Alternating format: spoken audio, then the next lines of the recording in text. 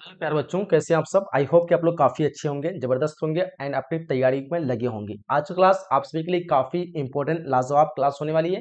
अच्छी तरह से आप लोग को पूरे एंड तक पूरे सेशन में बने रहना है। 100% आपको यहाँ से सारे क्वेश्चन लगभग एग्जाम में पूछे जाते हैं, ठीक है।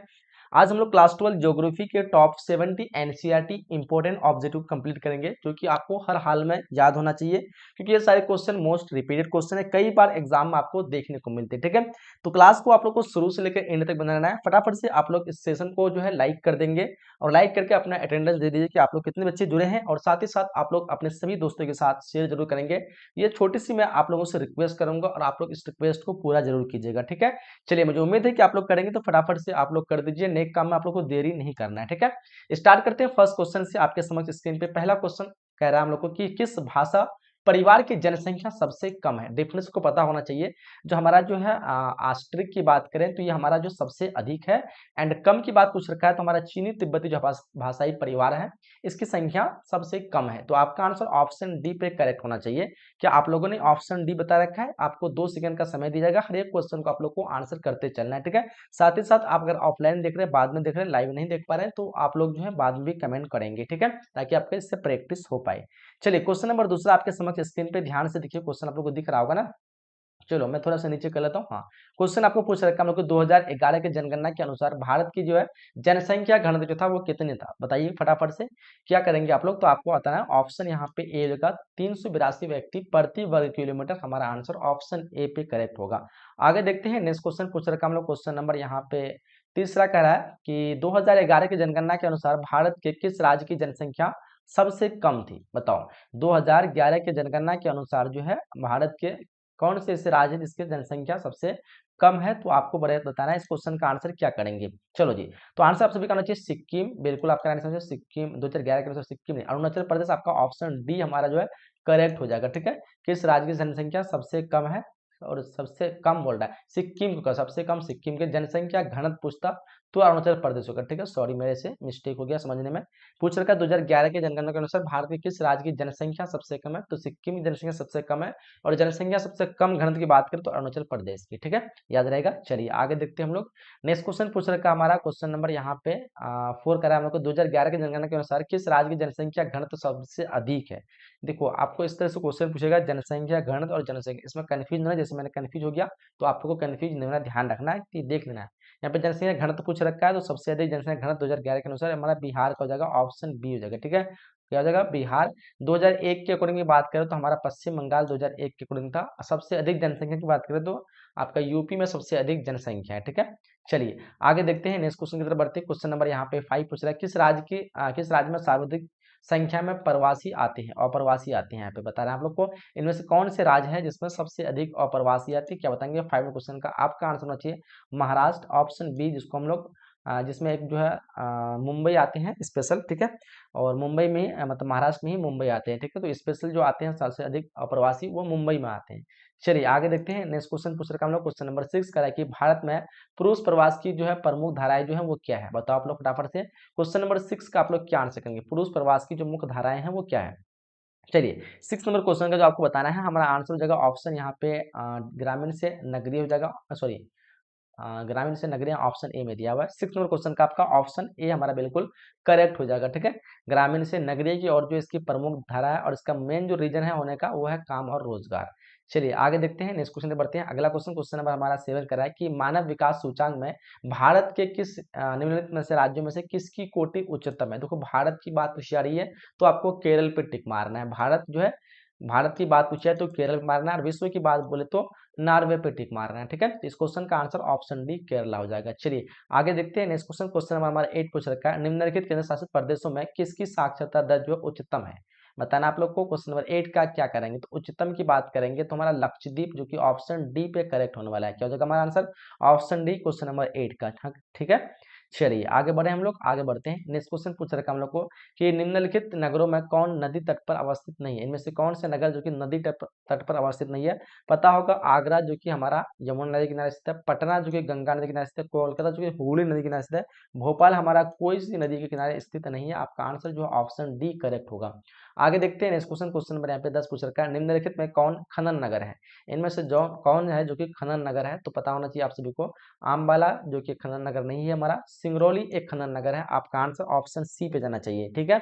चलिए आगे बढ़ते हैं हम लोग। नेक्स्ट क्वेश्चन पूछ रखा है, क्वेश्चन कह रहा है कि हरित क्रांति जो संबंधित है वो किस चीज से, सबको पता होना चाहिए। हरित क्रांति का मकसद था खाद्य उत्पादन को बढ़ावा देना। आपका आंसर ऑप्शन ए पे आना चाहिए। सभी का आंसर ऑप्शन ए बिल्कुल करेक्ट करेंगे। आगे बढ़ते हैं नेक्स्ट क्वेश्चन पे बढ़ते हैं। क्वेश्चन नंबर 12 पूछ रखा, देखिए ध्यान से, निम्नलिखित में कौन रेशेदार फसल नहीं है। देखो यहाँ पे रेशेदार फसल कौन नहीं है। जूट में रेशा होता है, बिल्कुल होता है। कपास में भी रेशा होता है, पता होगा, धागा जिसको हम कहते हैं, ठीक है। मेस्टा में भी रेशा होता है, बट कॉफी में कोई रेशा नहीं होता है। ये कॉफी में क्या होता है, रेशा नहीं होता है। कॉफी एक बीज होता है एक प्रकार का, ठीक है, और बीज को पीस करके हम लोग कॉफी बनाते हैं ना, तो इसमें कोई रेशा नहीं होता। बाकी ये तीनों में जो है आपको रेशा पाए जाते हैं, जिसमें एक तरह का धागा नुमा होता है। चलिए क्वेश्चन नंबर 13 पूछ रहे, निम्नलिखित राज्यों में कौन जो चाय उत्पादक नहीं है। इनमें से कौन जो कि चाय का उत्पादन नहीं करता है, उत्पादक नहीं है यहाँ पे। तो आपको बताना है इस क्वेश्चन का आंसर। केरल हमारा बिल्कुल करता है, पश्चिम बंगाल बिल्कुल करता है, हमारा असम बिल्कुल करता है, राजस्थान जो चाय का उत्पादन नहीं है, हमारा ऑप्शन डी यहाँ पे बिल्कुल करेक्ट आंसर होने वाली है, ठीक है। चलिए आगे क्वेश्चन बढ़ते हैं। क्वेश्चन नंबर यहाँ पे 14 करा हम लोग को, निम्नलिखित में से कौन जो है खादान है।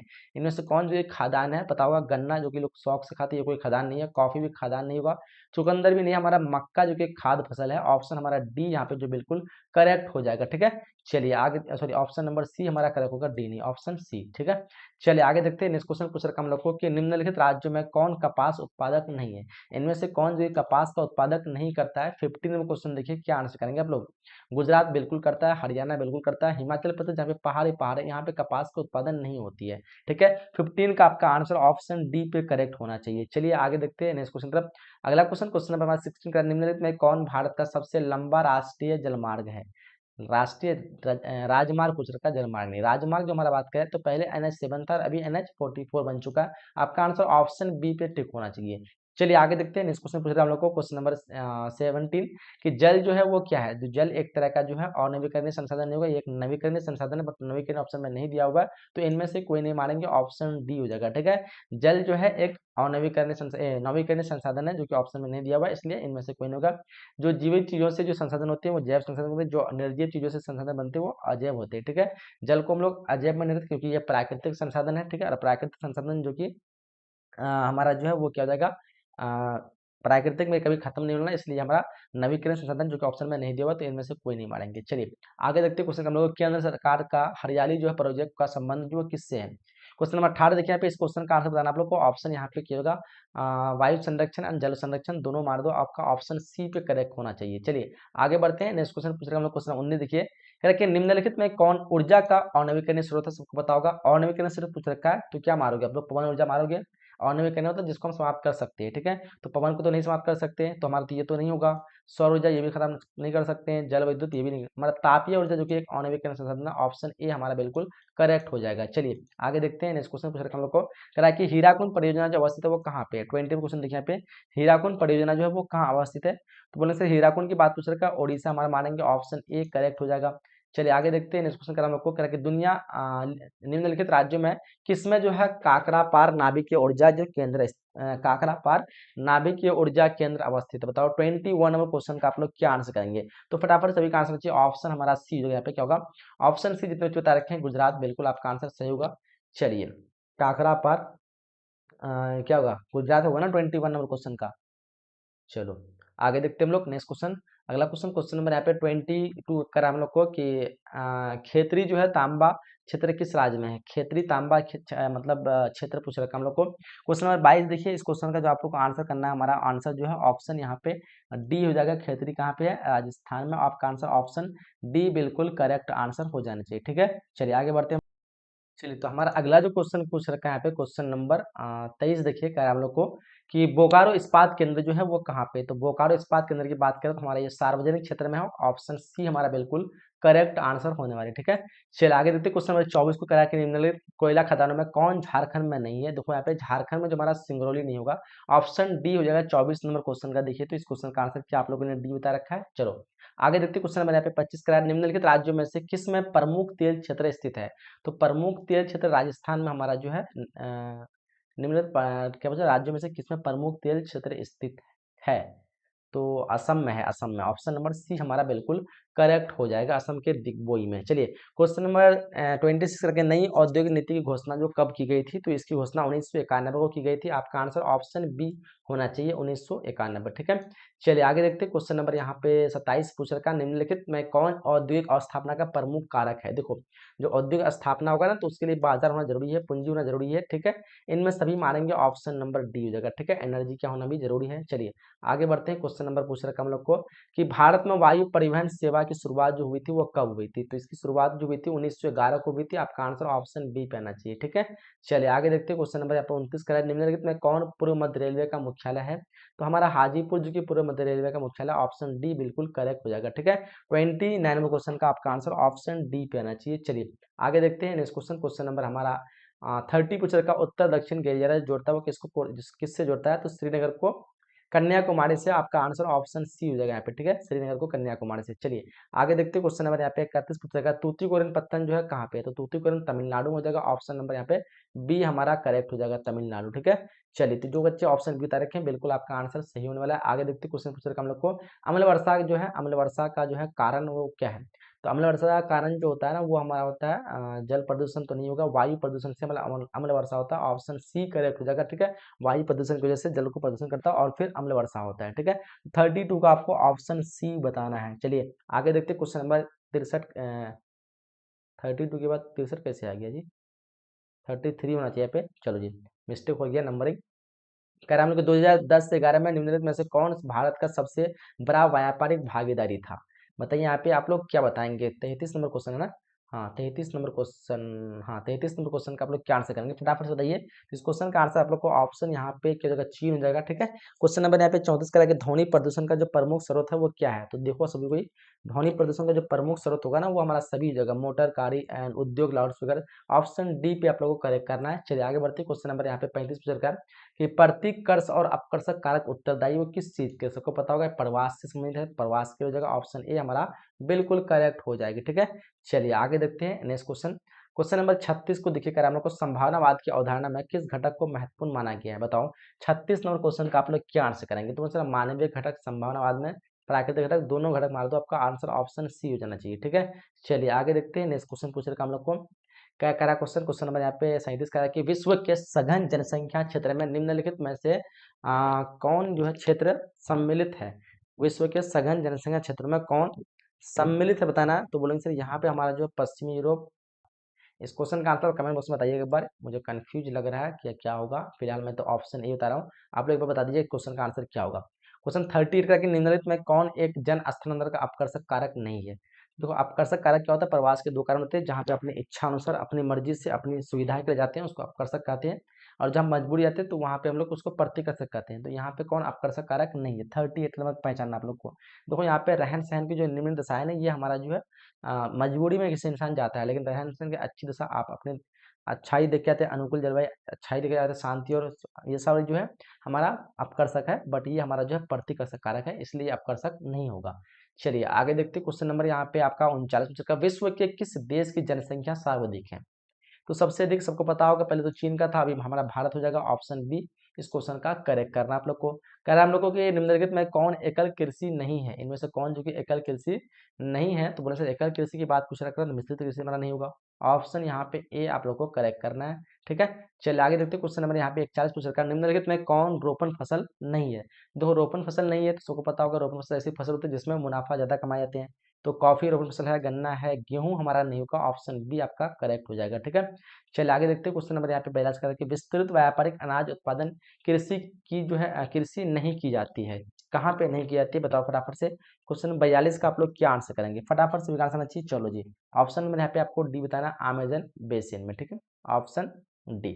चलिए आगे देखते हैं नेक्स्ट में हम लोग तर्क करा कि निम्नलिखित में कौन दूसरे उद्योग के लिए कच्चा माल तैयार करता है। तो आधारभूत जो उद्योग होता है ना, वो दूसरे मुल्क के लिए दूसरे इसके लिए जो कच्चा माल तैयार करता है। आपका आंसर ऑप्शन ए करेक्ट हो जाएगा। ठीक है, चलिए आगे देखते हैं। क्वेश्चन नंबर यहाँ पे आपको पूछ रहा है 44 क्वेश्चन कि निम्न में से कौन तृतीय क्रियाकलाप है। 44 में क्वेश्चन है कौन इनमें से तृतीय क्रियाकलाप है। तो हमारा जो राइट आंसर की बात करेंगे तो क्या हो जाएगा। चलो जी, तो 44 नंबर क्वेश्चन का आपका व्यापार जो कि एक तृतीय क्रियाकलाप है, क्या होगा, ऑप्शन बी हमारा बिल्कुल करेक्ट हो जाएगी। ठीक है, चलिए आगे देखते हैं। नेक्स्ट क्वेश्चन क्या पूछ रखा हम लोग को। क्वेश्चन नंबर यहाँ पे 45 का कि निम्न में कौन जो कि द्वितीय क्रियाकलाप नहीं है। 45 क्वेश्चन करा के निम्न में से कौन द्वितीय क्रियाकलाप नहीं है।